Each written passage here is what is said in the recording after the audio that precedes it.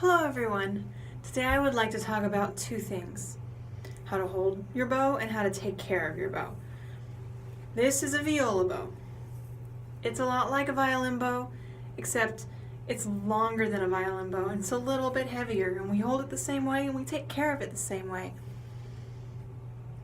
It was pointed out to me in the last video I say K a lot, so I'm going to work on not saying K so much on this video. If you want to keep track of how many times I say it and leave it in the comments, it would actually be helpful so I can work on saying it less. But that's a tangent. We're talking about the bow. When you store your bow, first of all, you want to store it so that the bow hair is loose. Okay, this is what it looks like when it's loose. If I bring this closer, you can see that the hair is touching the stick. Okay, the hair is the white part on the top, and the stick is, well, the stick, which is why we call it a stick. Okay, now, I just said it again. When we put our violin bow or viola bow away, then that hair is going to be touching the stick. But when we take it out, we want to make the hair tighter so that we can play with it. And this is how we do that. We hold the bow, not touching the hair, with our fingers just on the stick, with the stick facing down. And this part here, with the eye, frogs have eyes, right? Well, we call this the frog. The frog is going to be above the stick. And this part here that turns, that screws in and out, this is called the screw. So we're going to put our right hand on the screw, and we're going to turn it away from ourselves in order to make the bow hair tighter. I am screwing it. I'm not dumb, but I want you to notice that the stick itself, the stick is concave. It should stay concave even at its most tight. If I over tighten it,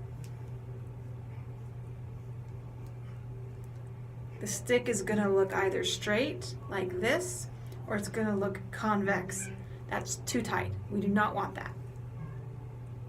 So we're going to tighten it just until it's a little bit concave, but not very concave, and there should be space in the middle between the stick and the bow hair.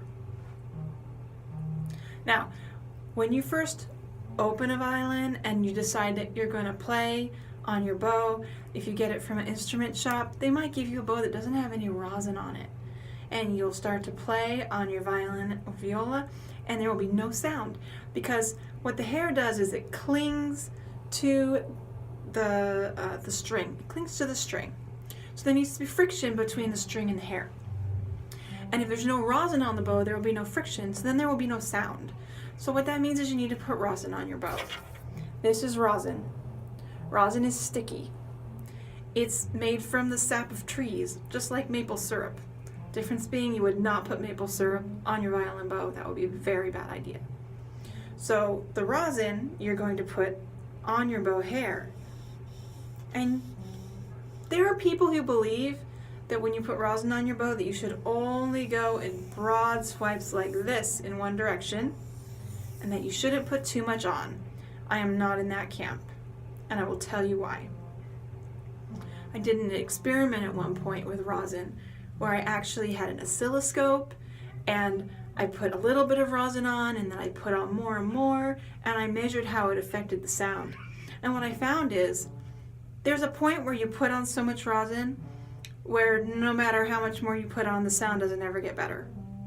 But if you put on too little rosin, you're not going to be able to have a nice sound. If you put on too much rosin, it'll come off on your violin or viola and you'll be playing in a cloud of rosin. And that's not the most comfortable thing in the world, but it's not going to hurt your sound at all. But if you don't have enough rosin on it, it'll hurt your sound. So when I'm rosining my bow, I'm not going to be shy about putting on a lot of rosin. I'm going to go both ways. I'm going to be quick. I'm going to rosin it up and down on every part of the bow hair like this.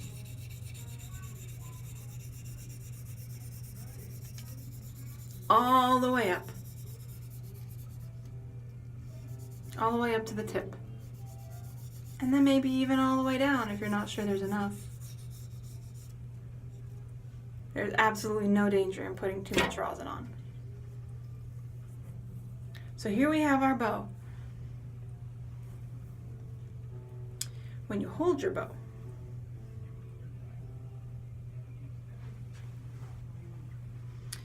there are some very specific steps you need to take when you hold it the first time. First thing you need to make sure of is that your hand is relaxed. Okay, so what I usually have my students do is I have them shake their hand out like this. And you can see that my fingers are not super far apart and they're not super close together either. This is just naturally how they fall. We want our fingers to fall in a natural position when we hold our bow. Otherwise it's going to be awkward and uncomfortable. Okay, so this is the first step. Second thing I tell my students is that you want to bring the bow to your hand, not the hand to your bow. And when you do that, you're going to look at your bow and you're going to note this black part here, this is the wrap, and this part here is the frog. You're going to note these parts because when you bring your bow to your hand, you want the stick between the wrap and the frog to be positioned on your pivot point. What's your pivot point? I'm so glad you asked. I'm going to show you. I wish I had a pen. Here's my hand. See where my ring is? That's my index finger. Your pivot point, no, it's not my index finger. That's my index finger. It's my middle finger. Your pivot point is always on your middle finger,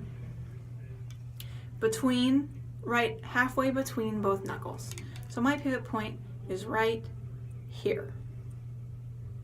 This point never changes its place on the bow, ever, no matter what kind of bowing passage you're playing. So this is the very first point you have to get right. Okay, so I've shaken out my hand, have my pivot point, I have that spot on the bow, right on the stick between the wrap and the frog. Okay, I'm going to bring my bow up to my hand so that that part of the stick is right touching my pivot point. And then I'm just casually going to place my thumb on the other side of it on the other side of the stick. Okay, if you're doing it right, you should be able to pivot on the pivot point both directions. Pivot means turn. A door pivots on its hinges. So think of it as a door hinge if you need to. It should move back and forth, but it should never change places. Okay. Next step is that you're going to pivot or roll your hand forward on that pivot point until the pinky just sort of lands on the top like this naturally. And your index finger, that pointer finger, that's going to be on the bow. It'll probably hit the bow right around this knuckle right here, the first knuckle. You'll see that my hand is not straight up and down, it's prone. Okay, it is clearly at an angle. Okay, now if I'm doing this right, I'm going to bring my arm back. My knuckles will not be up here. My knuckles will be down as low as possible. Because we don't want big mountains here, we just want little hills. Okay, so this is correct. Let's review those steps. You shake out your hand. You bring your bow to your hand, not your hand to your bow. You make sure that your pivot point, which is right in the middle of your middle finger, is on the stick between the frog and the wrap. You make sure that your thumb is across from your pivot point on the wood of the stick on the other side of it. And then you pivot or roll your hand forward on the pivot point until your pinky comes on top and this first knuckle is against the stick of your bow. Okay, next step is to turn your hand over like this. Now, if I am doing it right, this is going to be round or an oval. Okay? Oval. If I am doing it wrong, then my thumb will be caved in like this, and it will not look like an oval. Okay? We need it to be an oval. Why does this matter? This matters because if you play with your thumb caved in like this, you will likely get tendonitis at some point. You don't want that. It's a performance injury that's very painful. So, make sure that your thumb is an oval. If you're doing it right, probably your thumb is going to be at an angle. I wish I could show you better, but it's kind of hard to see. And probably this knuckle is actually going to touch your bow hair. Generally, we don't want to touch the bow hair with our fingers because the oil from your hand actually harms the bow hair. However, in this case, it's really okay if your knuckle is touching the bow hair. It probably means you're doing it right. Okay, so turning it back over, it should look like this. And this is how we hold the bow. Have a good day. Bye.